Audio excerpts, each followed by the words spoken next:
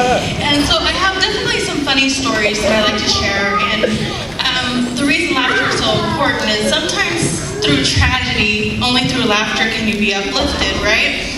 So I'm going to share some of my stories, and thank God my boys aren't here so they can't laugh at me, right? So, one thing that I'm terrible at is driving. I'm the worst driver in the whole world, right? So just to give you an example, in order to get to Fry's and Northgate, I drive to Roseville and turn around. That's why I end up at Fry's, right? So one day I did that, and on the way home my sister was talking to me. She's like, Jessica, we've been driving for a while. I'm like, you know what, you're right, we should be home by now. So I started looking at highway signs, and the next sign I saw was Dixon, 3-4 Smiles, right? So obviously I had been going the wrong way. So when I explained this to my ex-husband, he tells me, I'm not mad that you got lost, I actually expect you to, but you drove through 3 cities before you realized you were going the wrong way.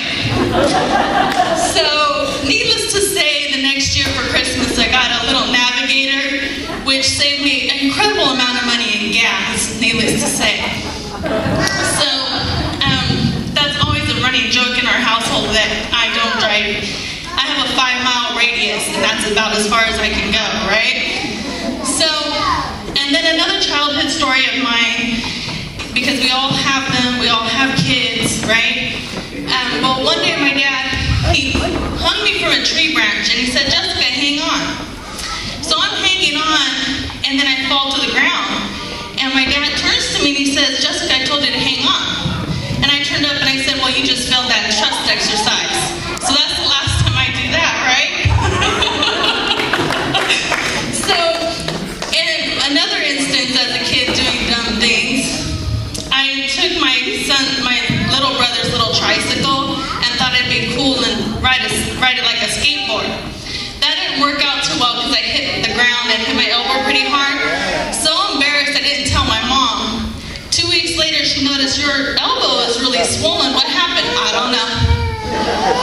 So it was just one of those funny things that happen, and as my boys get older and they have their own experiences and they get hurt, and most recently they went to the young men's bike ride, and there was a couple of instances where I even said, I almost got hit by a car, Mom. And I turned to him and I said, well, now you can laugh at it and have a story of your own to tell, right?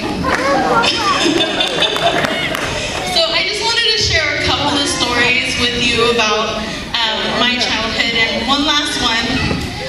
My boys have been begging me for a pet. So I tell them, well, when you learn to grow the grass green, you can have a pet.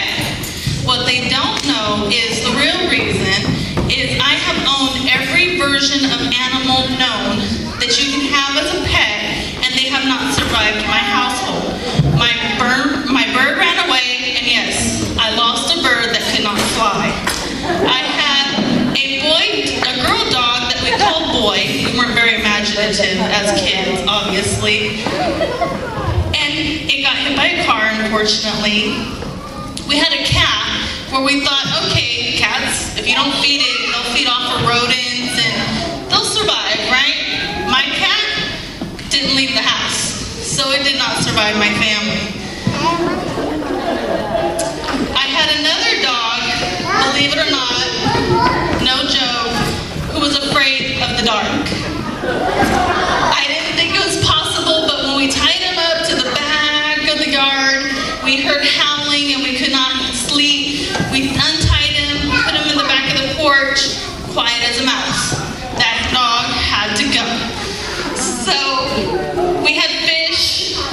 Needless to say, I have to say we boiled them because we turned the temperature of the fish tank up too high.